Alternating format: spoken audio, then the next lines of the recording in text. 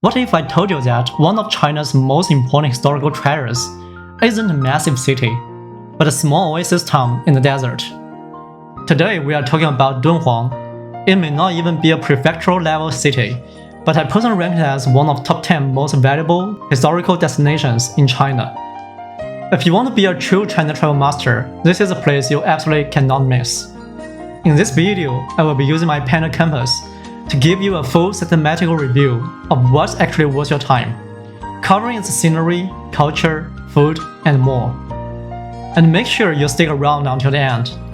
I will share my personal 1-day and 3-day itineraries to make your planning easy. For over 1,000 years, Dunhuang was a gateway to China on the ancient silkroad.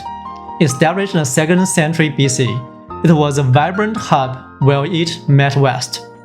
Because it was so far away from the central China, it was spared from the war that destroyed many other ancient sites, leaving us a 2,000-year-old gem in the desert.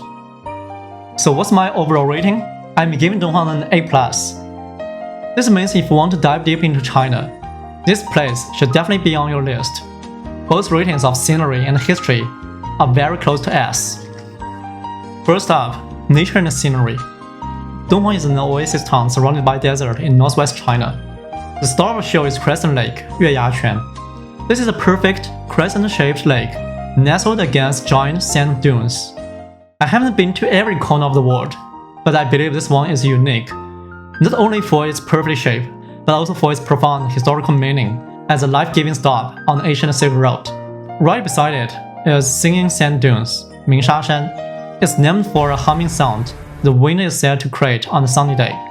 I will be honest, I didn't hear it myself. The landscape is breathtaking regardless. It's especially beautiful at sunset. Afterwards, a really cool atmosphere develops, with events and young people gathering to sing songs on the stars. And of course, you can ride a camel for that classic Silk Road photo, or even go dune bashing in an ATV. Further out, you have Yardang Geopark, where Yardang exists in other deserts. This park has some incredible and surreal formations sculpted by the wind. You can find one that looks like a sphinx. So for the final score, I hesitated for a long time between an A+ and an S-. My S rating are reserved for only the top 10 destinations, so I have to be very strict. While Dunhuang is undeniable, the best representative of desert scenery in the country, I'm giving a very strong A+. Sorry, Dunhuang. Next up, culture and history. If you are a fan of Silk Road, let me be clear, Dunhuang is the most important city you can visit. I'm giving it a very strong A+. The crown jewel of Dunhuang, and one of the most significant cultural sites in the world, is the Mogao caves. The story of these caves is absolutely incredible. Starting in the 4th century, for 1,000 years, Buddhist monks carved hundreds of caves into this cliffside, decorating them with breathtaking murals and sculptures. But as the Silk Road faded, Dunhuang was forgotten. For centuries, this treasure of art was sealed and lost to the desert. Then, in the year of 1900, a hidden sealed cave was accidentally rediscovered. It was filled with tens of thousands of ancient documents and artworks. It was one of the greatest archaeological discoveries of all time. However, in the chaotic years that followed, many of these priceless relics were damaged, stolen, or sold. Ever wonder why you can see some of the most beautiful Silk Road artifacts in the British Museum or the Met? This is where they came from. The Mogao caves are not a standard 5A tourist spot. They view themselves as a museum and a research institution first. This means they strictly limit the number of visitors and the number of caves a visitor can see each day. So my number 1 rule is, book your reservation far in advance. Your ticket includes an official guide who will explain the stories in the murals. To protect these fragile artworks, you are not allowed to take photos or smoke inside. Just follow your guide and immerse yourself in the beauty of history. And a pro tip, if you become a true fan, you can ask your guide about purchasing a separate ticket to see some of the special caves. China Travel Master always give you plan B. Yulin Caves is the alternative. They are managed by the same institution, have better preserved sculptures, and much less crowds. The only downside is that they are far away from the city. Beyond the caves, The entire region is an open-air museum of the Silk Road. You can visit the ruins of the Yangguan Sun Pass, Yumenguan, Jade Gate Pass, Xuanquanzhi, Hanging Spring Station. They were built in Han Dynasty around 120 BC. Standing there, you can feel the weight of history and imagine caravans passing through. In Chinese poetry, leaving these gates meant leaving civilization behind. Also see the remains of the Han Dynasty Great Wall. The Great Wall in Beijing is 600 years old. This one is 2,000 years old. These relics are not perfectly restored. They are weathered and eroded, but tell a powerful 2,000-year-old story. Jin-Dynasty tombs is about 1,700 years old. The walls of these underground tombs are covered in vivid, detailed brick murals, describing the scenes of daily life from the 3rd century. It's a fascinating look into a different period of Chinese culture. And here's a huge bonus. Unlike the Mogao caves, you're actually allowed to take photos inside. Suoyang City is a ruin of the major Silk Road garrison town. Walking through the abandoned streets, you can still see the layout of temples, military fortifications, and city walls. So with all this incredible history, why not X-rating? While my heart wants to give Dunhuang an S-, I have to stick to my objective rules. It was a dynasty capital with nationwide influence, which is a key criteria for my S rating. But make no mistake, an S+ from me means it is an absolutely essential destination for anyone who wants to truly understand China. Sorry again, Dunhuang. For the food, I'm giving Dunhuang a solid B+. Let me be clear, you don't travel to Dunhuang just for the food, but you will be surprised by the unique local dishes you can't find anywhere else in China. Huyang Menbing. Imagine a rich, savory mutton stew, and on top, a flat bread is steamed and braised, soaking up all the incredible juices from the meat below. Combination soup, Hezhi. This is a hearty soup filled with tender mutton, glass noodles, egg pancake, and meatballs. It's one of those dishes that warms you from inside out in the morning. I can still remember how delicious it was. Donkey meat with yellow noodles. Unlike rolling donkey in Beijing, this one has real donkey meat.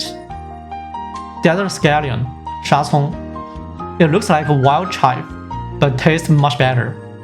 Apricot drink, 杏皮水.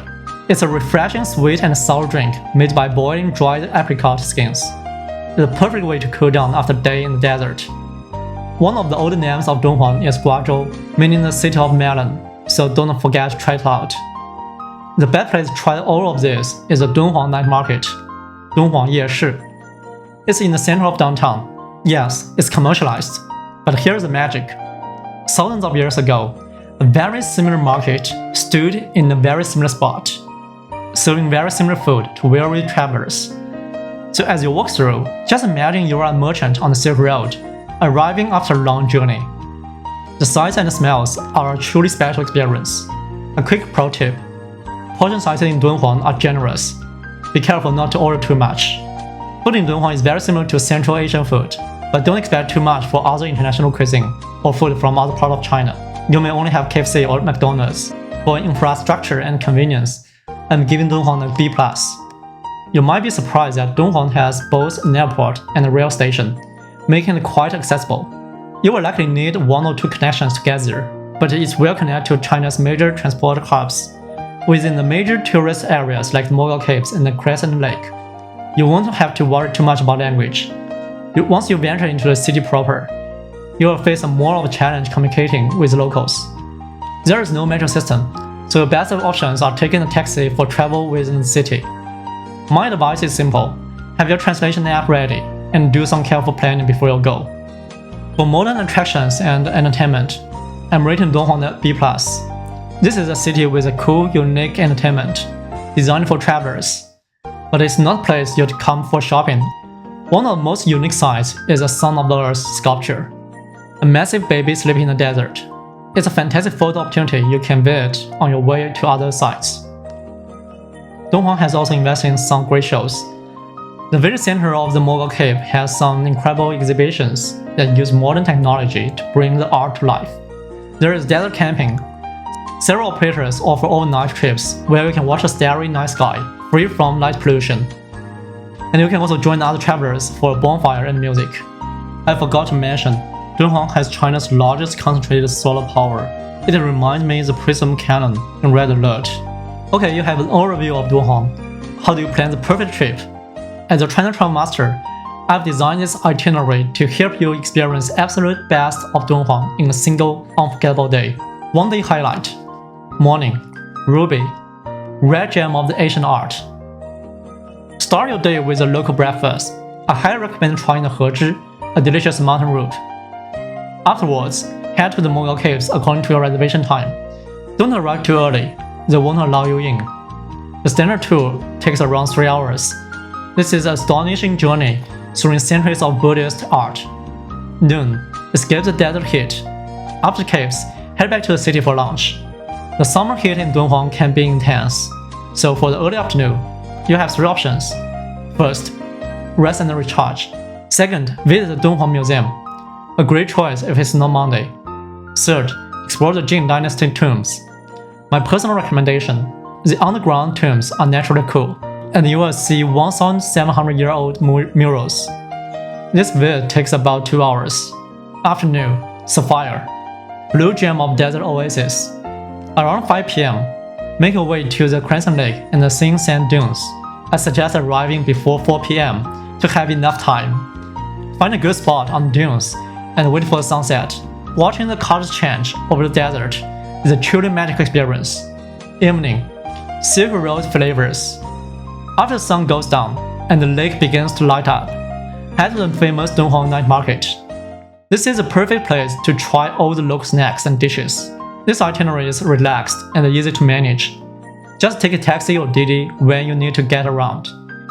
3-day Immerse. I've visited Dunhuang several times, and if you have more than 1 day, you can go so much deeper. This is my personal 3-day immersed itinerary. Day 1. Echoes of the Silk Road.